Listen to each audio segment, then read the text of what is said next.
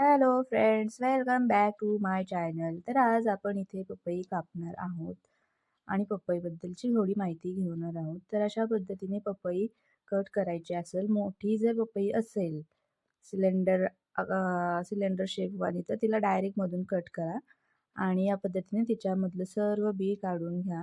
आणि ह्या बीचा यूज करून तुम्ही आणखी नवीन पपयांची झाडं लावू शकता. तर जिथे तुम्हाला जागा असेल तिथे ह्या बिया टाकून द्यायच्या आहेत घराच्या आसपास आणि काही दिवसानंतर तिथे पपईचे झाड पण येईल. तुम्हाला परत पपई खाण्यासाठी मिळेल. आणि असं जर मार्केटमध्ये गेलं पपई आणायला विकत तर ₹100 एक पपई मिळते. तर शक्यतो करून तुमच्याकडे जागा असेल घरापाशी, रानात वगैरे, तर हे बी तिथे नेऊन टाका, जेणेकरून तुम्हाला परत पपई खाण्यासाठी अवेलेबल होईल.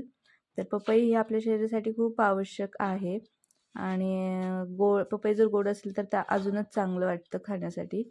तर अशा पद्धतीने मी पपईचे पीस करून घेतले आहेत आणि पपईचा ज्यूस पण केला जातो. तर आम्ही इथे ज्यूस नाही केलेला आहे. आम्हाला ज्यूसपेक्षा अशीच पपई खायला जास्त आवडते. तर मी साल पपईमधनं एक साईड करून घेतली आहे सगळ्यांची आणि ही अशा. तर माझ्या व्हिडिओला लाईक, शेअर, सबस्क्राईब करा. Thank you for watching my video.